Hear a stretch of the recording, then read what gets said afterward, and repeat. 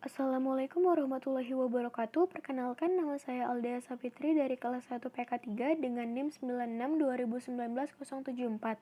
Pada kesempatan kali ini, saya akan menjelaskan mengenai valuasi saham menurut metode Benjamin Graham dan juga perhitungan mengenai margin of safety.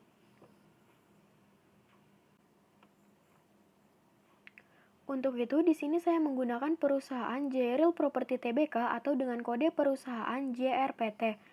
Perusahaan Jaya Real Property Tbk itu merupakan perusahaan yang bergerak di bidang pengembangan properti. Contohnya adalah seperti Pasar Modern, Bintaro Plaza, dan juga Bintaro Jaya. Di sini yang pertama saya akan menjelaskan mengenai nilai wajar suatu saham atau intrinsic value. Apa sih itu intrinsic value? Jadi, intrinsic value itu merupakan suatu perhitungan yang digunakan untuk menghitung seberapa besar sih harga yang pantas untuk membeli suatu saham, atau dapat diartikan sebagai menganalisis apakah harga suatu saham pada perusahaan tersebut termasuk mahal atau tidak ya. Nah, untuk itu cara menghitungnya adalah dengan cara intrinsic value sama dengan EPS dikali dengan 7 ditambah dengan 1 yang kemudian dikalikan dengan G, kemudian dikali dengan GOV atau government, kemudian dibagi dengan triple A. Untuk itu, EPS sendiri itu merupakan earning per share atau laba per lembar saham perusahaan. Di sini, dalam rumus menggunakan EPS yang tahun akhir. Kemudian G itu merupakan pertumbuhan perusahaan yang diambil dari perhitungan CAGR-nya yang dibatasi dengan growth maksimal 15%. Jadi, apabila CAGR suatu perusahaan itu adalah lebih dari 15%, maka di perhitungan intrinsic value-nya G-nya tetap ditulis 15 karena batas maksimalnya adalah 15%. Kemudian, GOV atau government itu merupakan tingkat risk free rate atau investasi bebas resiko atau yield obligasi pemerintah. Untuk itu, government ini didapatkan di obligasi pemerintah. Kemudian, triple A itu merupakan kupon obligasi korporasi atau obligasi perusahaan. Untuk itu, untuk government dan triple A ini, nanti saya akan menjelaskan mengenai bagaimana cara untuk mendapatkannya.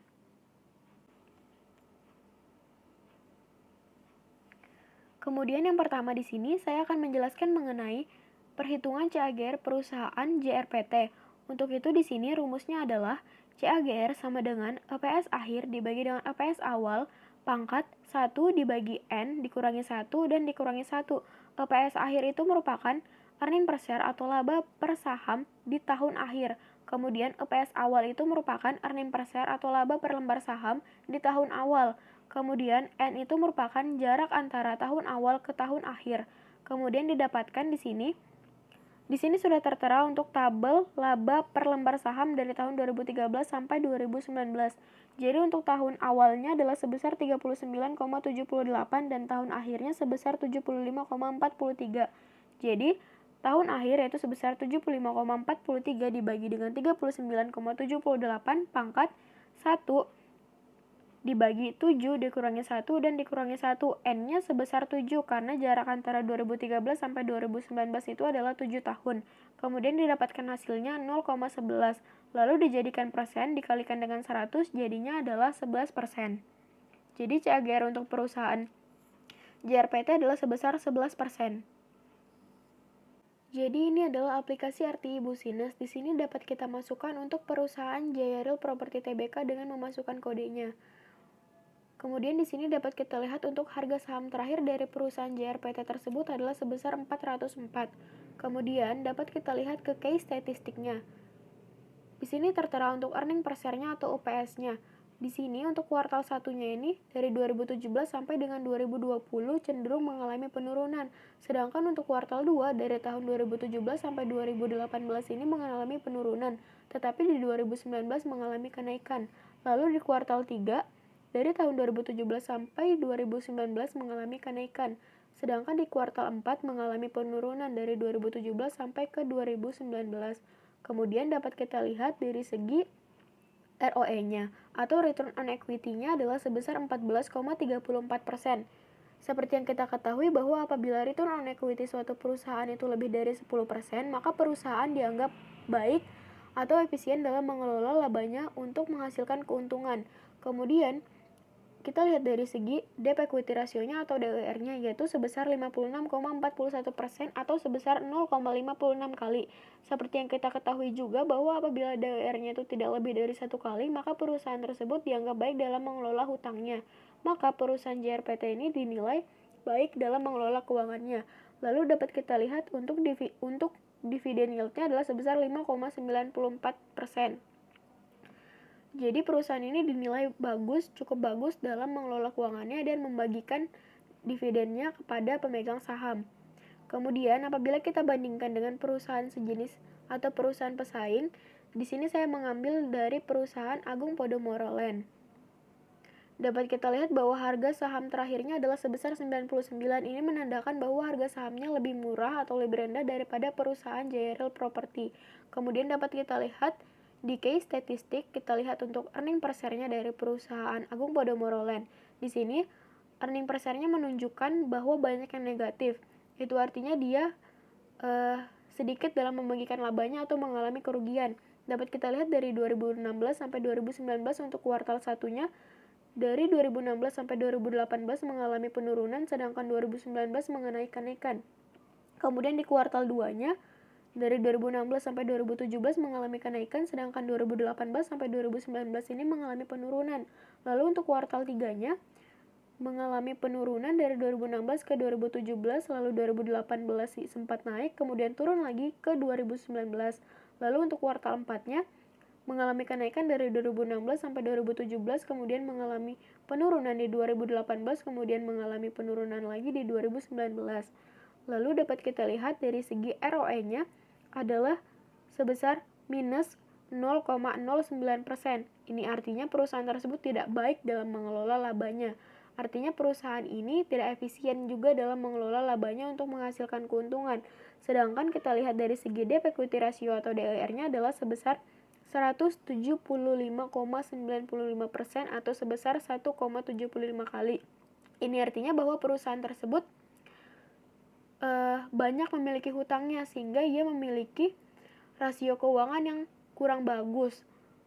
Kemudian dapat kita lihat untuk dividen yield-nya adalah sebesar, dan dia di sini tidak tertera untuk dividen yield-nya. Itu artinya dia tidak membagikan labanya ke pemegang saham. Karena memang perusahaannya mengalami kerugian, dapat kita lihat dari earning per share-nya mengalami banyak yang minus. Jadi dapat kita simpulkan bahwa dari perusahaan Jaya Property dengan perusahaan Agung Podomoro Land ini masih terbilang bagus yang perusahaan Jaya Real Property karena memiliki rasio keuangan yang baik dibandingkan dengan perusahaan Agung Podomoro Land.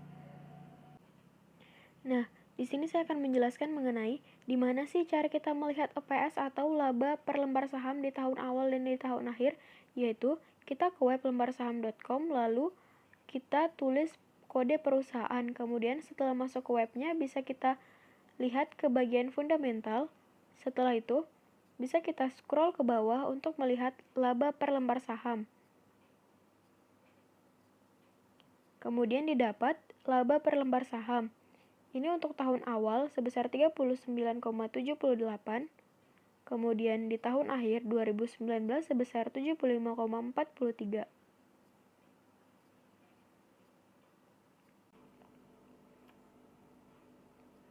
Kemudian di sini saya menghitung nilai wajar atau intrinsic value dengan metode Benjamin Graham di perusahaan JRPT. Untuk itu rumusnya seperti yang saya jelaskan sebelumnya adalah EPS dikali dengan 7 ditambah dengan 1 yang dikali dengan G, kemudian dikali dengan government, lalu dibagi dengan triple A. Jadi EPS-nya merupakan EPS di tahun akhir yaitu sebesar 75,43.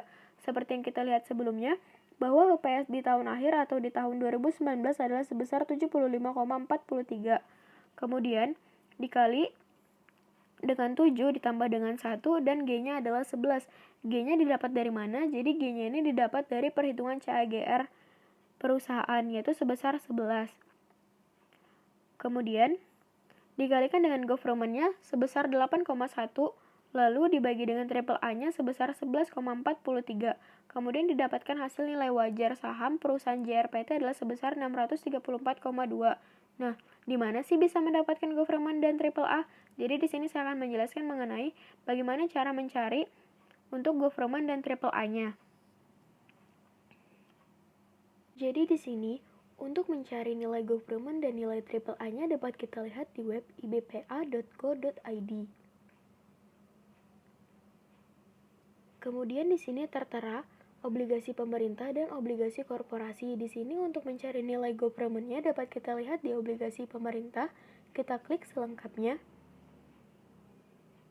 Kemudian dapat kita lihat untuk obligasi pemerintah atau government-nya itu untuk yang bertenor 10 tahun. Dapat kita lihat di sini bahwa untuk yang bertenor 10 tahun adalah sebesar 8,300 atau dapat kita bulatkan menjadi 8,1. Kemudian untuk nilai triple A-nya dapat kita lihat di obligasi korporasi Indonesia yang rating triple A dengan tenor 10 tahun. Dapat kita lihat bahwa untuk triple A yang bertenor 10 tahun adalah sebesar 114,23.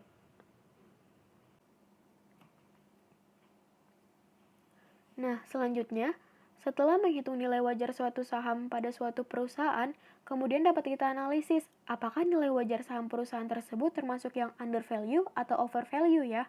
Nah, untuk itu cara untuk menentukannya adalah dengan cara harga saham sekarang lebih kecil daripada nilai wajarnya, maka termasuk yang under value. Dan apabila harga saham sekarang itu lebih besar daripada nilai wajarnya, maka termasuk yang over value. Dapat kita ketahui bahwa harga saham sekarang perusahaan JRPT adalah sebesar 404. Kemudian nilai wajarnya yang sudah kita hitung sebelumnya adalah sebesar 634,2. Maka ini menandakan bahwa harga saham perusahaan JRPT yang sekarang itu lebih kecil daripada nilai wajarnya, maka termasuk yang under value atau masih dalam kategori aman karena ia lebih kecil daripada nilai wajarnya. Nah, di mana sih cara mendapatkan harga saham sekarang? Untuk itu saya akan menjelaskan mengenai cara mendapatkan atau cara melihat harga saham sekarang pada perusahaan. Jadi ini adalah aplikasi Arti Ibu Sines. Di sini dapat kita masukkan untuk perusahaan Jaya Real Property Tbk dengan memasukkan kodenya. Kemudian di sini dapat kita lihat untuk harga saham terakhir dari perusahaan JRPT tersebut adalah sebesar 404. Lalu di sini saya akan menjelaskan mengenai margin of safety. Apa sih itu margin of safety? Jadi margin of safety itu merupakan ilmu dari saham di bagian fundamental analysis, di bagian value investing untuk memperhitungkan berapakah harga saham yang pas dan cocok dengan mempertimbangkan kinerja perusahaan. Nah, untuk itu rumus untuk menghitung margin of safety itu merupakan intrinsic value atau nilai wajarnya dikurangi dengan price. Price itu merupakan nilai saham atau harga saham sekarang, kemudian dibagi dengan intrinsic value atau nilai wajarnya, kemudian dikalikan dengan 100%. Di sini, cara menghitung margin of safety-nya adalah dengan menggunakan rumus yang sudah dijelaskan sebelumnya, yaitu intrinsic value atau nilai wajar dikurangi dengan price atau harga saham sekarang, kemudian dibagi dengan nilai wajar, lalu dikali dengan 100%, sama dengan nilai wajar yaitu sebesar 634,2 dikurangi dengan harga saham sekarang yaitu 404, kemudian dibagi dengan nilai wajar yaitu sebesar 634,2, lalu dikali dengan 100%. Maka didapatkan hasilnya adalah sebesar 36,29 atau 36%. Kemudian di sini, apabila menerapkan margin of safety 40% dan 45%. Nah, caranya itu adalah intrinsic value atau nilai wajarnya dikali dengan 100% dikurangi dengan 40%. Maka 634,2 dikali dengan 60%, maka didapatkan hasilnya sebesar 380,52. Lalu, apabila menerapkan margin of safety sebesar 45%, maka intrinsic value atau nilai wajar dikali dengan 100% yang dikurangi dengan 45%, maka 634,2 dikali dengan 0,55 atau 55% adalah sebesar 348,81. Sekian penjelasan dari saya, kurang lebihnya mohon dimaafkan. Wassalamualaikum warahmatullahi wabarakatuh.